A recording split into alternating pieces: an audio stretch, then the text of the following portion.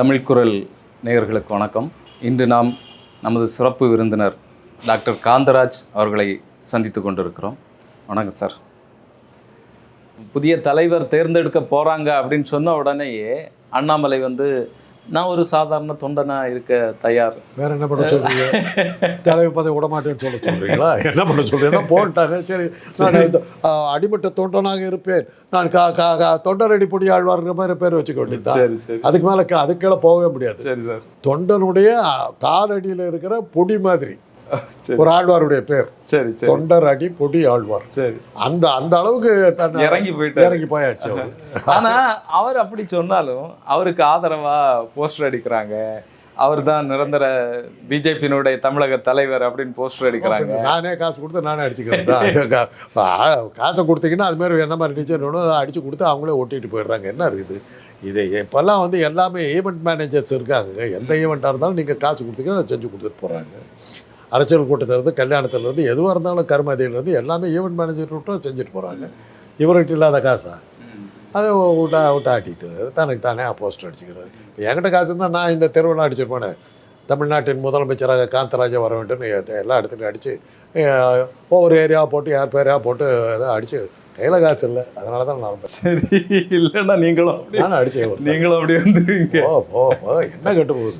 எவ்வளோ அடிச்சுக்கிறேன், நம்ம அடிச்சுக்கிட்டேன். சரி, இந்த அரசியல் கலைவரத்தில் இப்போ நம்ம சீமான் சார் இருக்கார்ல, நாம் தமிழர் கட்சியினுடைய ஒருங்கிணைப்பாளர், இவர் நிர்மலா சீதாராமன் அவர்களை சந்தித்ததா ஒரு பேச்சு அடிப்பட்டது. ஊடகங்கள் பேசினாங்க, அவர் மறுத்தார். ஆனால் எஸ்ஆர்எம் பல்கலைக்கழகத்தில் நடந்த தமிழ் பேரவை கூட்டத்தில் மேடை நிகழ்ச்சியில் அண்ணாமலையும் இவரும் சேர்ந்தே கலந்துக்கிட்டாங்க, சீமானுமே சேர்ந்து கலந்துக்கிட்டாங்க. அதுக்கு முன்னால் இவங்களுக்குள்ளால ரகசிய பேச்சுவார்த்தை நடந்ததாக ஒரு தகவல் இருக்குது. பூட்டி அறைக்குள்ளால நடந்ததாக ஒரு பேச்சு இருக்குது. யார் யாரோ? அண்ணாமலையும் சீமானும். பேர்பட்ட சந்திப்பு என்ன அடியோ அப்பா பேர்பட்ட சந்திப்பு நடந்த ஐயோ தமிழ்நாடே போச்சு. ஐயோ, இன்னொரு விஷயம் எப்படி இப்போ பத்திரிகை ஊடகங்களில் பரவிட்டு இருக்குன்னா, சீமான தமிழக முதல்வராக நம்ம அறிவிச்சு அவரு கூட கூட்டணி வச்சுக்கலாம். அவருக்கு 80 சீட்டு, நமக்கு 80 சீட்டு. யாருக்கு 80 சீட்டு? பிஜேபிக்கு 80 சீட்டு, சீமானுக்கு 80 சீட்டு. சீமான தமிழக தலைவராக அறிவிச்சுக்கலாம், முதல்வராக அறிவிச்சுக்கலாம். பாக்கி இருக்கக்கூடிய 74 சீட்டை ஓபிஎஸ் டிடிவி இந்த மாதிரியான ஆட்களுக்கெல்லாம் நம்ம கொடுத்து சமாளிச்சுக்கலாம். நம்ம ஒரு பலமான ஒரு வெற்றி அடையலாம், ஒரு வலுவான வெற்றியை நம்ம பெறலாம் அப்படின்னு ஒரு பேச்சு நடக்கு சார்.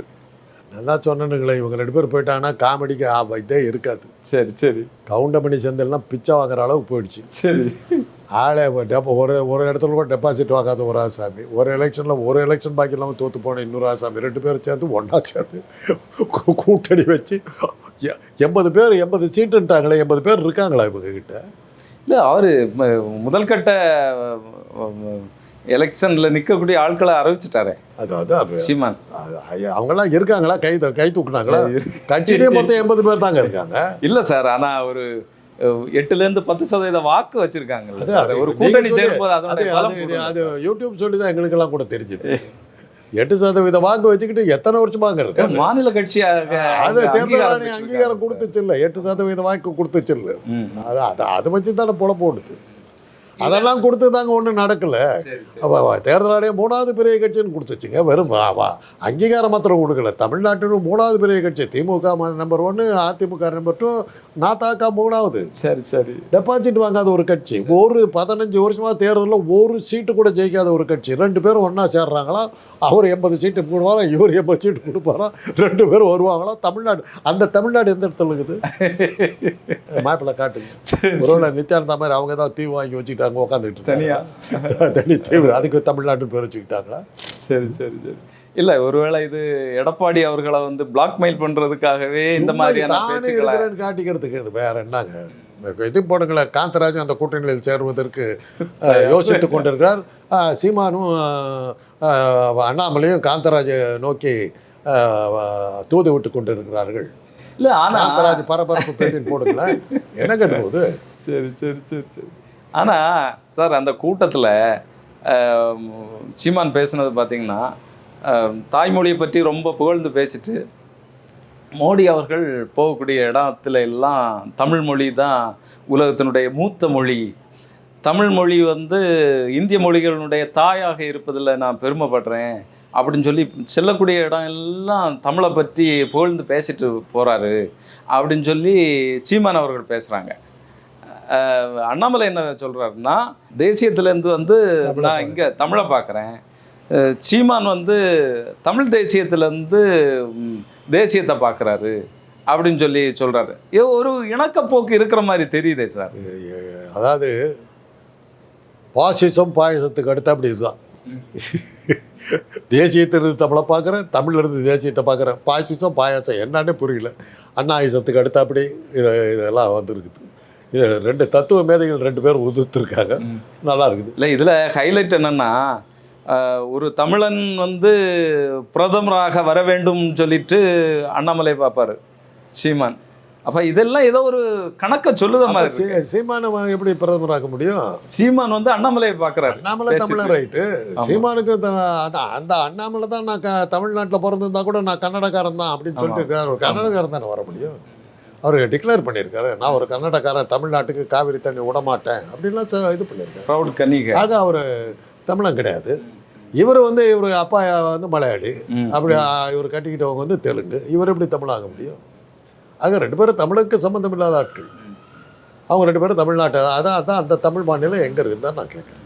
ஆனால் தமிழ் உணர்வுகள், தமிழன் வரணும் அப்படிங்கிற உணர்வுகளை அவர் தானே பேசிட்டு அந்த தமிழை யாருன்னு தான் நான் கேட்குறேன். அதான் கேட்குறேன், இவங்க தமிழர்கள் யாருன்னு கேட்குறேன். ஒரு செபாஸ்டியனாக இருக்கிற ஒரு மலையாளியும் கன்னடக்காரன் சொல்லிக்கிட்டு இருக்கிற ஒரு அண்ணாமலையை வந்து எந்த தமிழில் தேடிட்டு இருக்காங்கன்னு நான் கேட்குறேன். அதை விளக்கிட்டாங்கன்னா நம்ம இது பண்ணோம். காந்தராஜனுடைய ஆதரவு கிடைப்பதற்கு இருவரும் முயற்சி குத்தி கொண்டிருக்கிறார்கள். போடுங்க பரபரப்பு பேட்டி. திமுகவுக்கு சரியான ஒரு எதிர்க்கட்சி இப்போதைக்கு இல்லை. ஆனால் இவங்க 2 பேருமே கூட்டணி சேர்ந்தா, பிஜேபியும் அதிமுகவும் கூட்டணி சேர்ந்தா அந்த இடத்த வலுவாக ஒரு பிரச்சாரத்தை நடத்தி ஆட்சியை பிடிக்கிறதுக்கான வாய்ப்பு இருக்கே சார். இப்படிலாம் ஏதாவது ஏற்றி விடுங்க.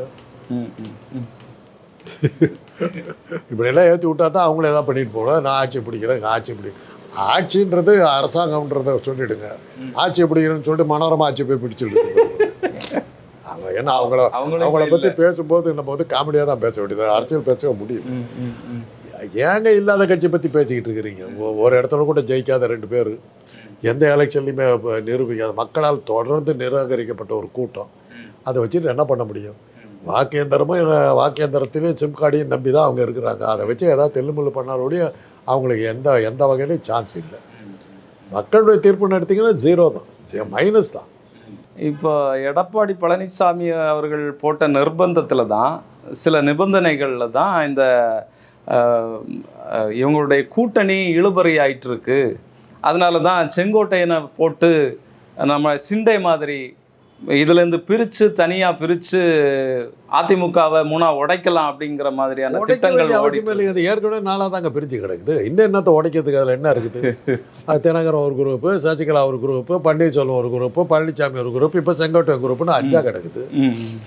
தொண்டர்கள் எங்கே இருக்காங்க? 5 தலைவர்கள் இருக்காங்க. இல்லை சார், அந்த வலிமை இல்லாததுனால தானே தொண்டர்களும் ஒரு ஸ்ட்ராங் இல்லாமல் இருப்பாங்க. ஒருவேளை எல்லாருமே சேர்ந்து நிற்கிறாங்கன்னு வைங்களேன், அந்த ஒரு வலிமை. ஒரு பழமொழி ஒன்று சொல்கிறேன் கேட்டு.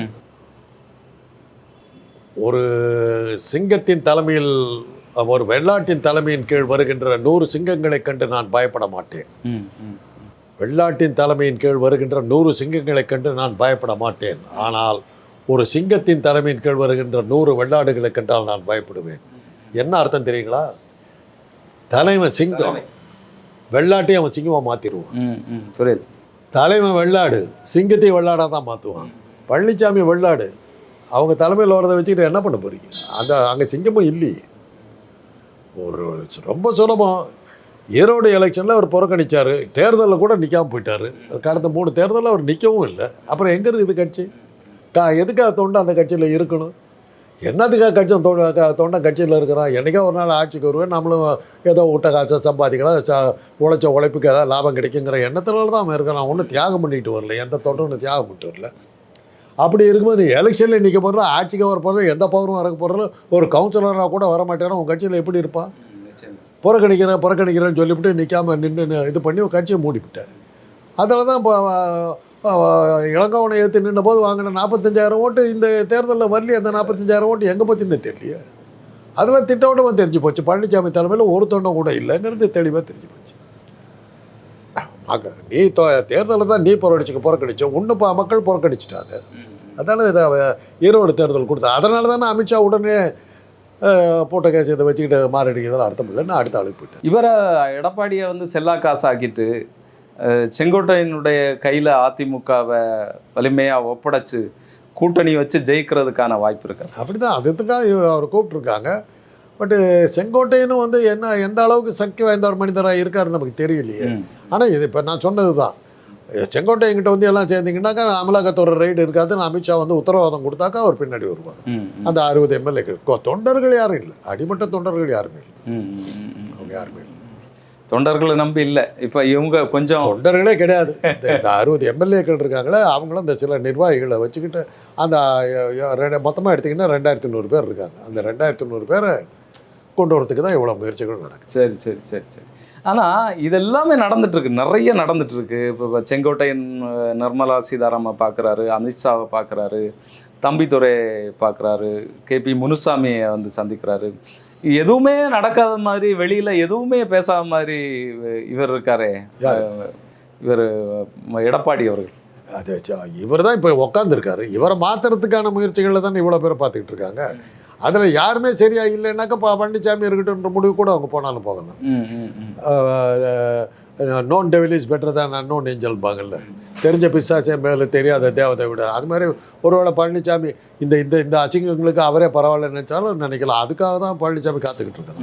அது ஒருவேளை காத்து இவரை சுற்றி பெரிய ஒரு குண்டு தோண்டிட்டு இருக்காங்களோ எடப்பாடியை குடியெல்லாம் போட்டாச்சு, எல்லாரும் சேர்ந்து குடியெல்லாம் போட்டு தோண்டி விட. அதனால தான் இந்த வெடிநடப்பெல்லாம் போட்டு கயிறை பிடிச்சி ஏறுறதுக்கு பார்க்குறாரு, முயற்சி பண்ணுறாரு. பாருங்க நான் எல்லாம் எல்லாம் பேச இது பண்ணுறேன், நீங்கள் கொஞ்சம் கவனிங்க அப்படின்னா அதுக்காக தான் இந்த ஸ்டண்ட் எல்லாம் அதுக்கு தான். சரியா வரல. இப்போ பிஜேபியினுடைய தமிழக தலைமையை முடிவெடுக்கக்கூடிய ஒரு பேச்சு பரபரப்பாக போயிட்டுருக்கு. இப்போ நயினார் நாகேந்திரன் அந்த லிஸ்ட்டில் இருக்கிறதாக தகவல் வந்துட்டுருக்கு. அவர் டெல்லியில் போய் எல்லாரையும் பார்த்துட்ருக்காரு, யார் யாரை சந்திக்கணுமோ சந்திச்சிட்ருக்கிறாரு. நாளைக்கு அமித்ஷா வந்து தமிழகம் வர்றாரு, இங்கே இருக்கக்கூடிய மற்ற தலைவர்களோட பேசி தமிழக பிஜேபி தலைவர் யார் அப்படிங்கிறத முடிவு பண்ணுவார் அப்படிங்கிற ஒரு பேச்சு ஓடிட்டுருக்கு சார். இதை எப்படி பார்க்குறீங்க சார்? மறுபடியுமே அண்ணாமலை இந்த எலெக்ஷன் வரைக்கும் நீடிப்பார் அப்படின்னு ஒரு பேச்சு நடக்கும். ஒருவேளை அது ஒரு யுக்தியாக அவங்க லெவலில் நான் பேசினேன். அவங்க எல்லாமே அண்ணாமலை இருக்கிறதுல பிரயோஜனம் இல்லை. அவர் இருக்கிற எல்லாமே அவர் ஸ்டண்ட் பூரா முடிச்சிட்டார். சரி, மொத்த ஸ்டண்ட் ஓவர். இனிமேல் புதுசாக ஒன்றுமே இல்லை. போட்டு ஓட்டிவிட்டார், வெடிகுண்டு போட்டார், அப்புறம் சவுக்கில் அடிச்சுக்கிட்டார், அப்புறம் வந்து செங்கலை பிடுங்க என்னென்னமோ எல்லாமே பண்ணிட்டார். எல்லாமே புஷ்வானமாக போச்சு. இனிமேல் அவர்கிட்ட கைவசம் ஒன்றுமே இல்லை. அவர் வச்சுட்டு என்ன பண்ணுறது? அதுக்கப்புறம் வந்து கர்நாடகா தேர்தலில் வந்து 50 இடங்களை வந்து இவருடைய பொறுப்பில் விட்டாங்க. அந்த 50 இடத்துல தான் பாஜக தோத்துச்சு. அதனால தான் ஆட்சியே போச்சு. அந்த அளவுக்கு வெற்றி வீரராக எலெக்ஷன்லையும் காட்டிவிட்டார். அவர் வச்சு பிரயோஜனம்னு அன்றைக்கே அவங்க முடிவு எடுத்துட்டாங்க. அவர் வந்து கர்நாடகா பாஜக என்ன சொல்லிச்சுன்னா அண்ணாமலையால் தான் நாங்கள் ஜெயிச்சோங்கிற மாதிரி ஒரு பிரமையை உண்டாக்கி வச்சுட்டு வந்திருந்தார். பூரா உடஞ்சி போச்சு. ஒரு இடத்துல கூட ஜெயிக்கல. அண்ணாமலை பொறுப்பில் விட்டு 50 இடங்கள்லையும் தோல்வி. அதனால தான் பாஜக ஆட்சியே போச்சு. அப்போவே அன்னைக்கே அவர் கதை முடிஞ்சு போச்சு. அன்னையிலேருந்தே அவர் வந்து இறங்கு முகம் தான் அவருக்கு. அதுக்கப்புறம் வந்து தன்னறியாமல் வந்து கவர்னர் கையில் தான் யூனிவர்சிட்டிலாம் இருக்குங்கிறதே தெரியாமல் அண்ணா யூனிவர்சிட்டி நடந்த அக்கிரமத்தை கேட்கவில்லை நான் சவுக்கால் எடுத்துக்கோ, இந்த கொடுமை யார் கேட்பதா? ஆமாப்பா, உன் கவர்னர் ரவி தான் இதாக இருக்கார், நீ அவர் ஒரு சொந்த காய்ச்சல் சூன்யம் வச்சுக்கிட்டாரு. அது கூட தெரியாமல் ஒரு ஐபிஎஸ் கவர்னர் தான் இதுக்கு யூனிவர்சிட்டிக்கு தலைவர், அவர் ஆட்சியில் தான் அந்த ஆட்சிக்கு நடந்துக்கிறது தெரியாமல் அவருக்கு எதிர்ப்பாக அவருடைய ஆளை அடிச்சுக்கிட்ட கூத்தெல்லாம் நம்ம பார்த்தோம். இந்த அளவுக்கு அவருடைய தன்னுடைய மேதா விலாசத்தை எக்ஸ்போஸ் பண்ணதுக்கு பிறகு அவங்க பார்த்தாங்க இதுக்கு மேலே காமெடி சீன்ஸை நடத்திக்கிட்டு இருந்தாக்கா மெயின் கதையை வராது. ஆனால் சார், இப்போ அண்ணாமலை வந்த பிறகு தானே பிஜேபிக்கு ஒரு பெரிய ஒரு இங்கே பேசுபொருள், ஒரு செல்வாக்கு இருக்கிற மாதிரி அதிரடியாக ஏதாவது பேசுறது, நீங்கள் சொல்கிற மாதிரி சவுக்கால் அடிக்கிறது, அந்த வித்தை காட்டுறது, திமுக ஃபைல்ஸை வெளியிடுறது. அதான் தான் சொல்கிறேன், இதெல்லாம் வித்தை காட்டுறது. வித்தை காட்டுறது வந்து நீங்கள் வந்து இதாக எடுத்துக்க முடியாது. சரி சரி. அது அவ்வளோதான். அது கலைக்கூத்தாடிகள் வந்து காட்டுற வித்தைக்கு வந்து நல்ல மரியாதை இருக்குது, உயிரை கொடுத்து பண்ணுவாங்க, அவ்வளோதான். அவங்களுக்கு சமூக அங்கீகாரம் எதுவுமே இருக்காது. அது மாதிரி தான் இவருடைய இதில் வந்து என்னாச்சுன்னா நெகட்டிவ் இம்பேக்ட் தான் கிரியேட் பண்ணும். அவர் பேசணுன்னா எல்லாம் சீரியஸும் சிரிச்சாங்க, அண்ணாமலை வளர்னார் பார்த்தீங்களா அப்படி, இன்றைக்கி என்ன வளரி இருக்கார், இப்படி போயிடுச்சு. அந்த அளவுக்கு அவர் வந்து நெகட்டிவாக கொண்டு போயிட்டார். மிக்க நன்றி சார்.